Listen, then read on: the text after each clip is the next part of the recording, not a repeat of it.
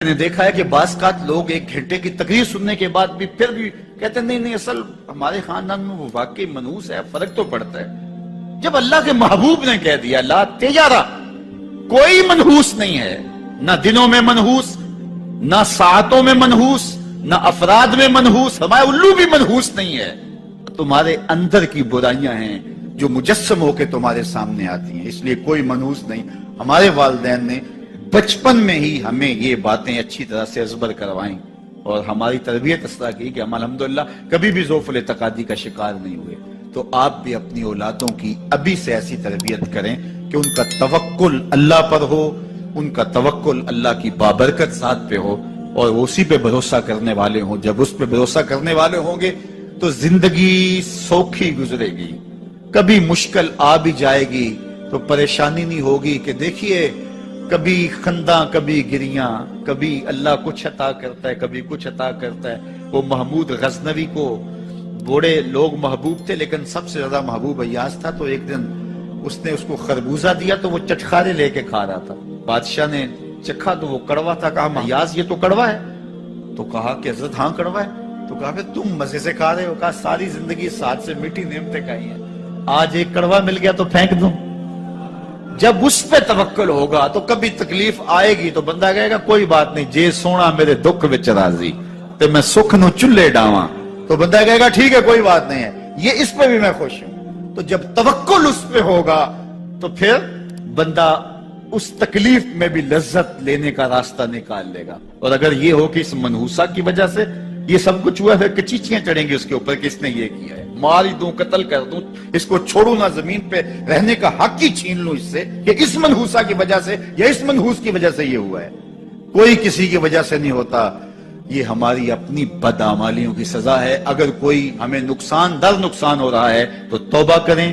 70,000 لوگ ایسے ہیں جو بغیر حساب جنت میں جائیں، ان کا کوئی حساب نہیں ہوگا۔ اللہ اپنے کرم سے انہیں یوں ہی جنت عطا فرمائے۔ صحابہ نے عرض کی یا رسول اللہ صلی اللہ علیہ وسلم وہ کون ہیں؟ تو آقا کریم نے شرف میں کانو لا یکتوون، یہ وہ لوگ ہیں جو اپنے جسم پہ داغ نہیں لگاتے، مخصوص نشان جسم پہ لگا لیتے ہیں، یہ فلاں بزرگ کی نشانی ہے، یہ فلاں جو ہے وہ شہید کی نشانی ہے۔ اللہ نے جب تمہیں سالم الاعضاء پیدا کیا ہے تو اپنے بدن کو تم کیوں نشانی، اس نے ساری نشانیاں لگائی ہیں، اس کی نشانیاں اتنی پکی ہیں کہ اس نشانیوں میں فرق بھی نہیں لگتا نا۔ یہ تمہارے انگوٹھے کی نشانی ہے، 6 ارب انسانوں کو لے آؤ اور نشان انگوٹھا لے آؤ، کسی ایک کا بھی نہیں ملے گا۔ یہ نشانی تمہارے رب نے لگائی۔ جیسی صورت تمہاری ہے ایسی صورت کسی اور کی نہیں بنائی، تمہیں منفرد بنایا اس میں۔ پوری کائنات میں سارے لوگ تمہارے جیسے ہیں لیکن تم پھر بھی الگ دکھائی دیتے ہو۔ سب کی 2 آنکھیں، سب کا ناک، سب کے ہونٹ، سب کا رنگ ملتا جلتا، لیکن سب کی شکلیں الگ ہیں۔ یہ زید ہے، یہ بکر ہے، یہ عمر ہے، یہ آس ہے، یہ فلاں ہے۔ دوسرے وہ ولا یسترقون، اور وہ رکیہ نہیں کرتے، یہ چھو منتر جادو ٹونا ہر وقت عاملوں کے پاس بھاگے پھرتے ہیں اور وہ انہیں جو ہے وہ غلط سلط ٹوٹ کے ٹونے بتاتے ہیں اور وہ کرتے رہتے ہیں۔ عجیب لوگوں کے نفسیات ہوتے ہیں، صبح سے لے کر شام تک اسی چکر میں رہتے ہیں، پھر ساری زندگی ان توہمات سے نکل ہی نہیں پاتے۔ اللہ نے تمہیں پیسے دیے ہیں، نئی گاڑی تم نے خریدی ہے، چھوٹے بچے کا جوتا کیوں باندھ دیا آگے تم؟ جوتا باندھنے سے اگر یہ ایکسیڈنٹ سے، حادثے سے گاڑی بچ سکتی ہوتی ہے تو پھر پاکستان کے جتنے PIA کے جہاز ہیں سب پر باندھ دینا چاہیے، سب پہ جوتے لٹکے ہوئے ہوں۔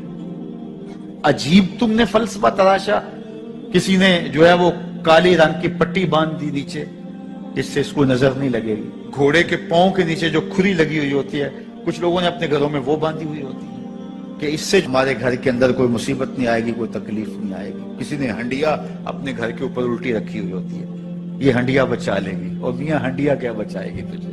اللہ کے قہر سے کچھ نہیں بچا سکتا۔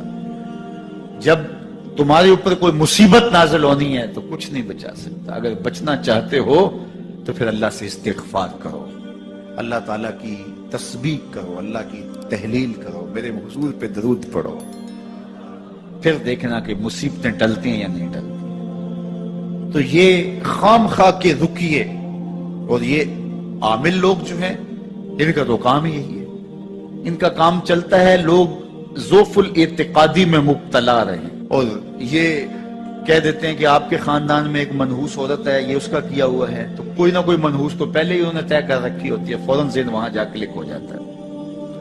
اس کا نون سے نام شروع ہوتا ہے، اس کا کاف سے نام شروع ہوتا ہے، اس کا جیم سے نام شروع ہوتا ہے، تو پورے خاندان میں کسی کا نام کاف، نون یا جیم سے تو شروع ہوتا ہی ہوگا، یا دوستوں میں، تو فوراً ذہن جو ہے ادھر منتقل ہو گیا۔ اب یہ بابا جی نے بتا دیا ہے، ہاں ہاں ہاں اس نے یہ بات کی تھی، کچھ باتیں یاد آنے لگی، اس کاف سے شروع ہونے والے نام کے ساتھ نفرت پیدا ہو گئی۔ اس بابے نے نفرت کا کاروبار کیا ہے۔ اس نے تو 100 روپے 200 روپے لے لیے، لیکن دو انسانوں کے اندر نفرت ڈال دی۔ اس کا گریبان کل قیامت کے دن پکڑا جائے گا۔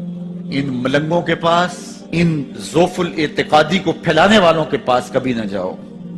تمہیں مصیبت پڑی ہے، تمہیں لگ رہا ہے کہ شاید میرے اوپر جادو ہے، تو پڑھو نا سورہ، جادو جڑ سے اکھڑ جائے گا۔ 40 دن اپنے گھر میں سورہ بقرہ پڑھو، برکت ہوگی۔ کہتے ہیں مولوی صاحب 40 دن تو نہیں پڑھی جا سکتی، 2.5 پارے، ہمیں کوئی تعویذ ہی کر دے۔ ہم شارٹ کٹ چاہتے ہیں نا، روزانہ صبح 2.5 پارے سورہ بقرہ پڑھے، یہ تو ہم سے نہیں پڑھی جائے گی، تو آپ کوئی تعویذ ہی لکھ دیں۔ کاروبار میں برکت نہیں، میں کہتا ہوں پڑھو نا سورہ واقعہ، 3 رکوع ہیں، برکت ہوگی۔ ہم کہتے ہیں ہمیں تعویذ ملنا چاہیے، بس وہ ہم گلے میں رکھ لیں، بٹوے میں رکھ لیں، پرس میں رکھ لیں، اور ہمارا کام ہو جائے، ہمیں کچھ بھی نہ پڑھنا پڑے، ہمیں وضو تک نہ کرنا پڑے، نماز نہ پڑھنی پڑے، اور برکت ہو جائے۔ ایسے برکت تو نہیں آتی۔ بیٹے کی شادی کی، بہو گھر لائے، ابھی 2 دن نہیں گزرے تھے، کاروبار میں نقصان ہو گیا، یا گھر کا کوئی فرد فوت ہو گیا، یا کوئی جانور مر گیا، تو کہا کہ یہ منحوسہ آئی ہے تو ہمارا یہ نقصان ہو گیا۔ اگر وہ نہ آئی ہوتی تو پھر یہ نقصان نہ ہوتا، پھر تم قیامت تک جینا تھا، یا اس سے قبل تمہارے کبھی نقصان نہیں ہوئے؟ تمہارے گھر کے اندر بیٹیاں موجود ہیں، یہ بھی کل کسی کی بہو بنیں گے، اور ان کا بھی کوئی نقصان ہو سکتا ہے، اور یہ بھی منحوسہ قرار دی جا سکتی ہے۔ پھر تانو تشنی کے تیر جو ہے وہ اس کے اوپر لگائے جانے لگے۔ کتنی زیادتی ہے، کتنا ظلم ہے، کسی کا دل توڑنا، کسی کا دل دکھانا، کسی کو منحوس کا سند ہے۔ تمہیں الہام ہوا ہے؟ کیا حجت ہے، کیا دلیل ہے تمہارے پاس کہ کسی کو تم نے منحوس قرار دے دیا؟ کتنا مکار ہے انسان، اپنی بدعمالیوں کو، اپنی نیت کے کھوٹ کو، اپنی نیت کی کوتاہیوں کو، اپنی سستیوں کو، اپنے عمل کی کمیوں کو دوسرے کے اوپر مڑ دیتا ہے۔ کاروبار تو نے صحیح نہیں کیا، نقصان ہو گیا۔ صبح 12 بجے اٹھ کے تو گھر سے جا رہا ہے اور نقصان ہو گیا۔ تو نے 2 نمبر مال بیچا، آج پکڑا گیا اور نقصان ہو گیا۔ تم نے ٹیکس نہیں دیا، تم نے زکوٰۃ نہیں دی، تم نے دروازے پہ کھڑے ہوئے سائل کو جھڑکا، نقصان ہو گیا۔ یہ تمہارے پاپ ہیں جو مصیبت بن کے تمہارے سامنے، یہ تمہاری بے تدبیریاں ہیں، تمہاری ناحکمتیاں ہیں، یہ تمہاری بے احتیاطیاں ہیں، یہ تمہارا تکبر ہے، یہ تمہارا غرور ہے، یہ تمہارا عجب ہے، یہ تمہاری ریاکاری ہے، یہ تمہاری خیانت ہے، یہ تمہاری دھوکہ بازی ہے، یہ تمہارے قلب کے اندر چھپی ہوئی نفرت ہے، جو آج تمہیں مصیبت بن کے جس کا سامنا کرنا پڑ رہا ہے۔ یہ تمہارے اندر کے عیب ہیں جو مجسم ہو کے تمہارے سامنے آئے۔ اللہ تعالیٰ نے قرآن مجید میں ارشاد فرمایا وَمَا أَصَابَكُم مِّن مُّصِيبَةٍ فَبِمَا كَسَبَتْ أَيْدِيكُمْ، جو تمہارے اوپر مصیبت آتی ہے وہ تمہاری اپنی کرتوتوں کی وجہ سے آتی ہے۔ بیماری آئی تمہارے پرہیز نہ کرنے کی وجہ سے آئی، بیماری آئی تمہارا زیادہ کھا لینے کی وجہ سے آئی، بیماری آئی تمہارا نامناسب غذا لینے کی وجہ سے آئی، بیماری آئی وقت پہ سوئے نہیں، وقت پہ اٹھے نہیں، تم نے کسی سے زیادتی کی، بیماری تمہاری بدعمالیوں کی سزا ہے، مصیبت کا آنا، تکلیف کا آنا تمہاری بدعمالیوں کی سزا ہے، اور منحوسہ یہ خاندان کی خاتون ہے۔ تو یہ دوسرے کے اوپر مڑ کے اپنی کوتاہی، اپنی غلطی دوسرے کے اوپر لگا دے اور اس کو منحوس قرار دے دیا۔ اگر کسی کا کام تمہیں دیکھ کر کے اچھا نہ ہو تو پھر تم بھی منحوس قرار پائے نا۔ اگر آج تم کسی کی بہن کو، کسی کی بیٹی کو منحوس قرار دیا ہے اور خاندان کے اندر اس کو منحوس مشہور کر دیا ہے، تو اگر کوئی یہ مشق تمہاری ماں پہ کرے، تمہاری بہن کو منحوس قرار دے دے، تمہاری بیٹی کو منحوس قرار دے دے، تو تمہارے دل پہ کیا گزرے گا؟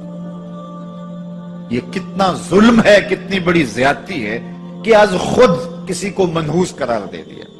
کوئی منحوس نہیں ہے، کوئی لمحہ منحوس نہیں ہے، کوئی شخص منحوس نہیں ہے، کوئی وقت منحوس نہیں ہے، کوئی گھڑی منحوس نہیں ہے۔ مصیبت کا آنا، تکلیف کا آنا تمہاری بدعملیوں کی سزا ہے۔ لیکن قرآن نے کیا خوب بات فرمائی، وَيَعْفُو عَنْ كَثِيرٍ، ابھی تو بہت ساری باتیں ہم معاف ہی کر دیتے ہیں۔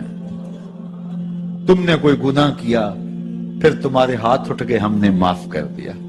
تم نے کوئی گناہ کیا، تم نے صدقہ کیا، ہم نے معاف کر دیا۔ تم نے کوئی گناہ کیا، تم نے سجدہ کیا، ہم نے معاف کر دیا۔ تم نے گناہ کیا، تم نے وضو کیا، ہم نے سارے گناہ جھاڑ دیے۔ تو کچھ اعمال ایسے ہیں کہ جن کی سزا بھگتنی پڑتی ہے، لازم، لیکن زیادہ عمل ایسے ہیں اللہ فرماتا ہے ہم زیادہ یوں ہی معاف کر دیتے ہیں۔ اور اگر ہم سارے معاف نہ کریں تم چل ہی نہ سکو، زندگی تمہاری گزرے ہی نہ، اتنی مصیبتیں تمہارے اوپر ٹوٹ پڑے، لیکن تم وہ منحوسہ کو قرار دے کے اپنے